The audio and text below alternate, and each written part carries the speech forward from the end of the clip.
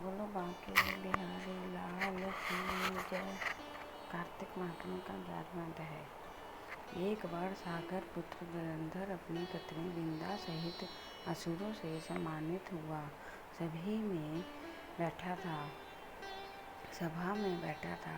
तभी गुरु शंकराचार्य का वहाँ आगमन हुआ। उनके तेज से सभी दिशाएं प्रकाशित हो गई। गुरु शुक्राचार्य को आता देख सागर पुत्र जलंधर ने असुरों सहित उठकर बड़े आदर से उन्हें प्रणाम किया। गुरु शुक्राचार्य ने उन सबको आशीर्वाद दिया।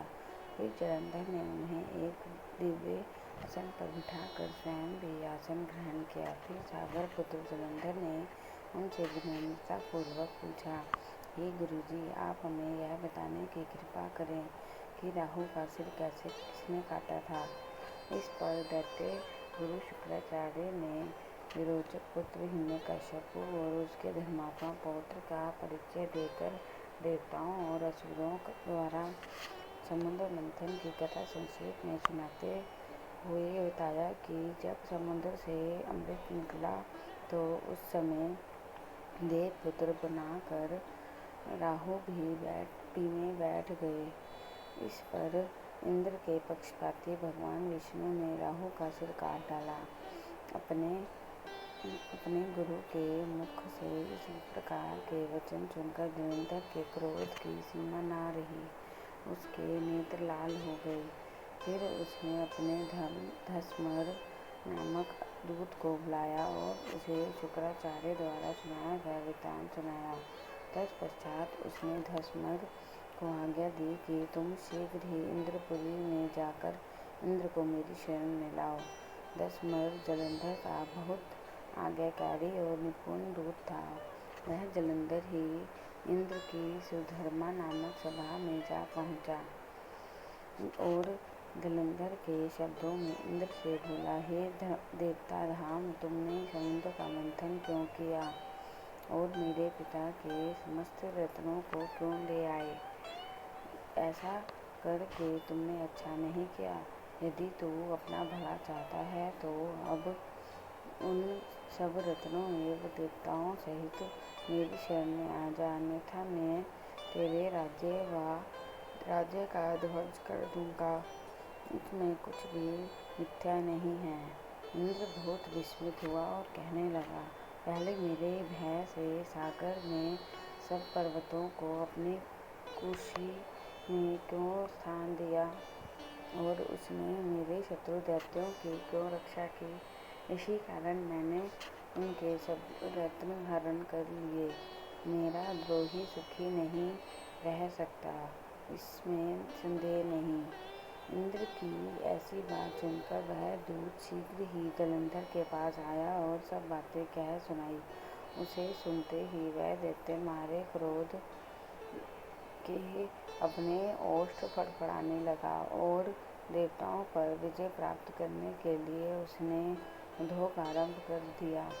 फिर सब दिशाओं पाताल से करोड़ों दैत्य उसके पास आने लगे। शुंभ निशुंभ आदि करोड़ों सेनापतियों के साथ जलंधर इंद्र से युद्ध करने लगा।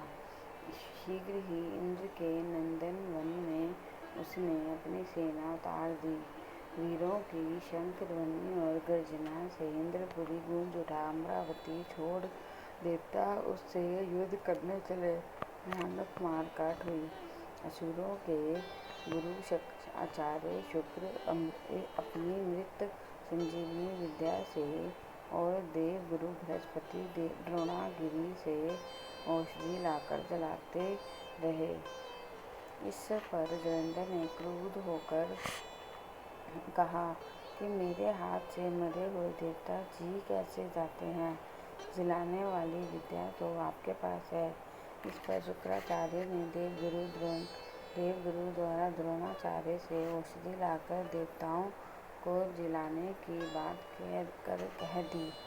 यह सुनकर जलंधर और भी कुपित हो गया और शुक्राचार्य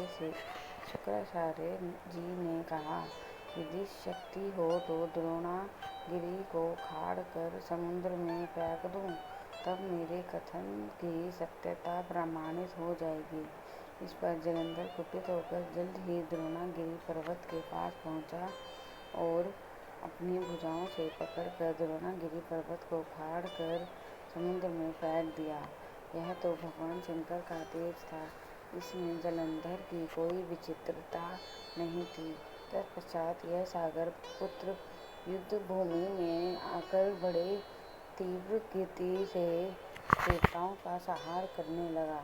जब द्रोणाचार्य जी ने औषधि लेने गए तो द्रोणाचल को खड़ा हुआ शून्य पाया।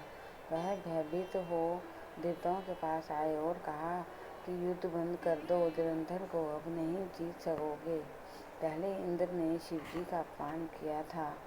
यह सुन देवता युद्ध की जय की आशा त्याग कर इधर उधर भाग गए। सिंधु सुत निर्भय हो अमरावती में घुस गए।